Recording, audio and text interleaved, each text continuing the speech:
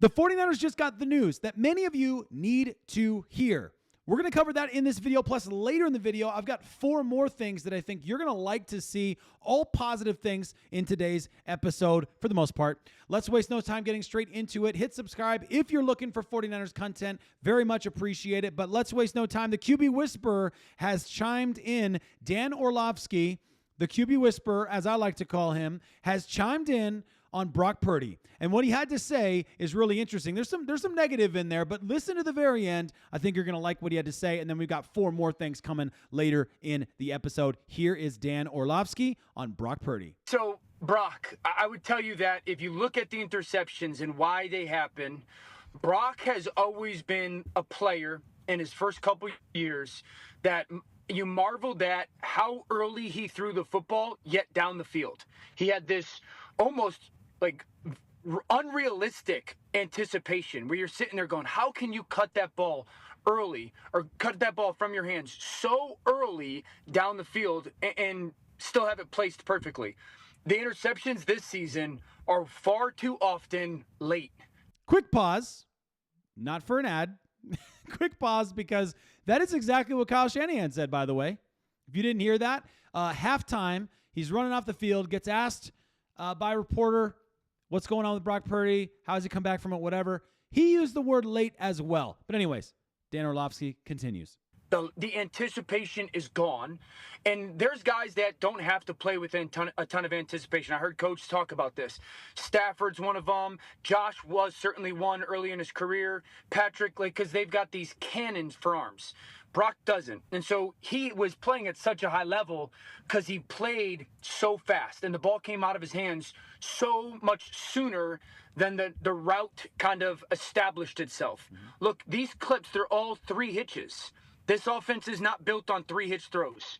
Coach knows this as well as any. This offense is not built on 3 hitch throws. Yep. You get to the top of your drop, that ball's out of your hands. And if it's not, watch how many hitches he takes here. 1, 2, 3, 3.5, and then it's late. So am I concerned? Well, yes, because that was the strength of his game. But also at the same time, it's something that he's shown. That's not necessarily who he is. And it's absolutely correctable. So it's absolutely correctable is the phrase that you want to walk away from on that particular one. And, I want to give Dan Orlovsky some credit for calling this out. He's done a really good job. I think the reason I call him the QB Whisperer in part is because, and I'm not the only one who says that, but is because he, I think, is the most fair in his evaluation of quarterbacks. He evaluates so many different aspects of the quarterback position, knowing it himself from playing quarterback, of course. And that, I think, is what makes him someone that I'm willing to listen to when it comes to Brock Purdy. I'm not just listening to random talking heads, but I will listen to somebody who really understands lots of different nuance in the position of playing quarterback and breaks game down that way, breaks film down that way. I respect that. Speaking of breaking film down, Johnny Dell's Football Academy. If you don't follow him or watch him on YouTube, you should. He talked about this play here from Brock Purdy to George Kittle. You remember it, layered throw. But the thing that made that play so brilliant from Brock Purdy is this comes after he threw 3 picks. This is a brave throw for a man who threw 3 picks in the first half.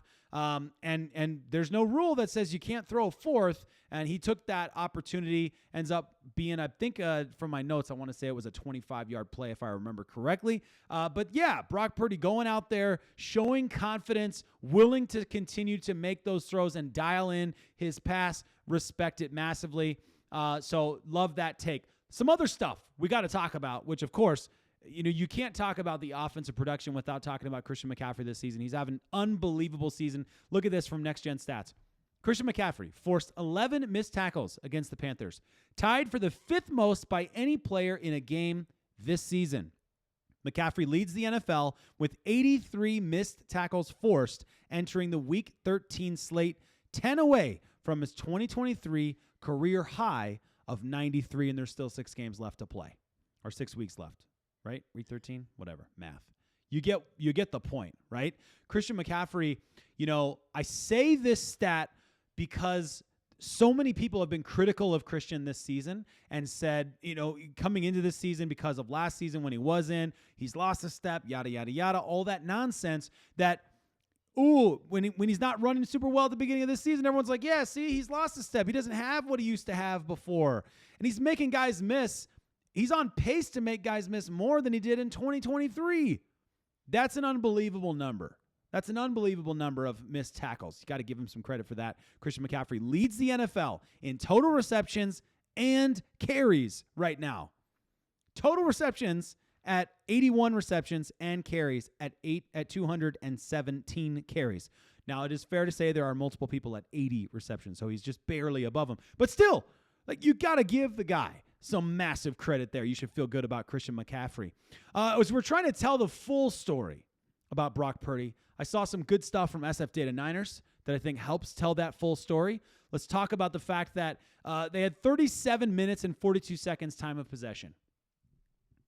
That's the 49ers team who chalked up the ball 3 times, who almost had a 4th turnover with a fumble that happened to go the right way for us. That's crazy when you think about it. 37 minutes and 42 seconds in time of possession when you've had 3 interceptions tells you a lot about what this defense did, and it tells you what the 49ers did outside of those 3 drives. That's awesome. I'm going to show you more what I'm talking about in a second, but first, I'll throw out there too, 54% on third downs, 2 penalties total committed, and 62% of passing yards came via yards after the catch, something we haven't had a lot in the last 2 seasons, basically, including this one. Now, when you look at the drive summary, this is exactly what I'm talking about. So you have this super long drive. I talked about this in the post game. These drives that eat up 8 minutes of the clock. This is how you destroy teams. This is Kyle Shanahan, classic Shanahan offense right here. Then you throw an interception. You throw another interception after sustaining a drive, and then you throw another interception after that, okay? The one after that, you get a field goal, and then the next one is halftime. You run out of time, okay?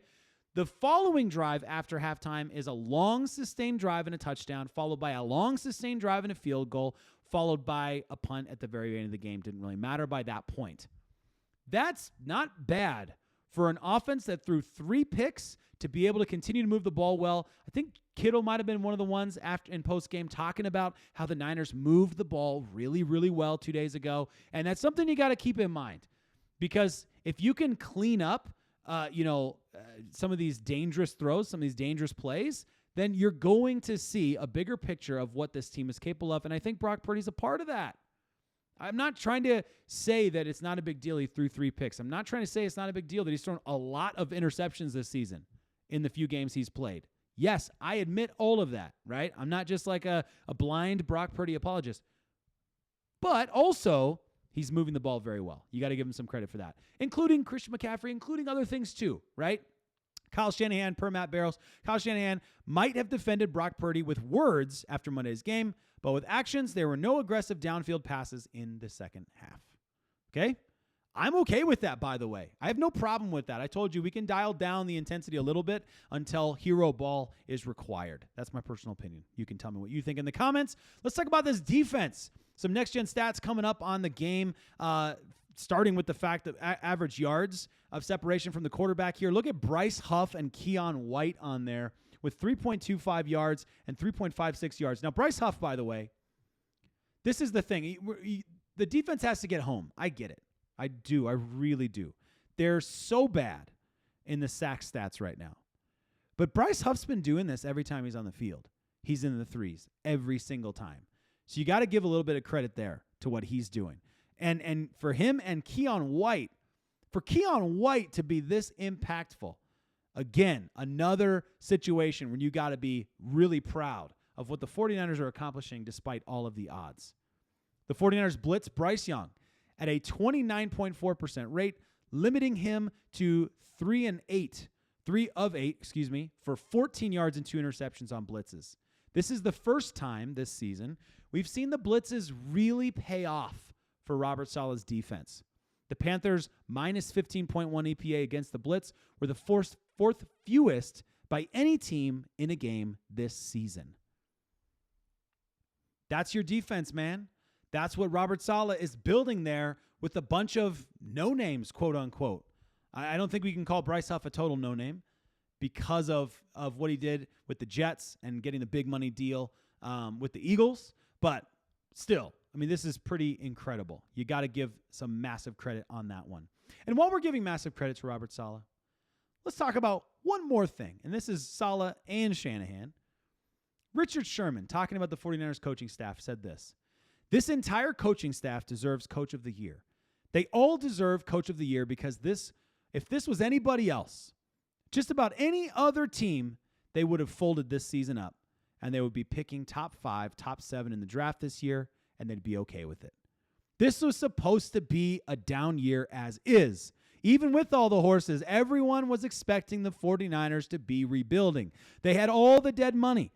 They had all these factors going against them, and they still are here at 8-4 without their best players playing. Fred Warner, Nick Bosa, the heartbeat for that defense." Man, could not say it better than Richard Sherman has, so why Let me know what you guys think in the comments about all of this. Obviously, the Browns game's a big one. We got Thanksgiving Day football tomorrow. That's going to be exciting. So much to look forward to. I got a special video coming your way tomorrow as well, so be thinking about what you're thankful for with this 49ers team this season so far. And, I know people are down. It's hard to watch a game when your quarterback throws 3 picks. I get it. I really do. All of us do. I can tell you, I was sitting in the chair, I'm slouched down, and I'm just distraught watching the game. And I'm tracking every single play. I'm charting everything, and it did not feel good. But at the end of the day, right now, the 49ers are sitting at 8-4, and you got to feel good about that. In a division where they have beaten the Rams on the road, the Seahawks on the road, and the Cardinals on the road. Road division wins are difficult. They are. And the 49ers are in a great position. They have to keep winning games. They're not in the playoffs yet. They've still got several games to win. But they have every opportunity to do it, and this team is playing more complimentary football than we've seen in a couple seasons, which feels really good to me. Appreciate you guys, and I hope you guys have a fantastic rest of your Wednesday.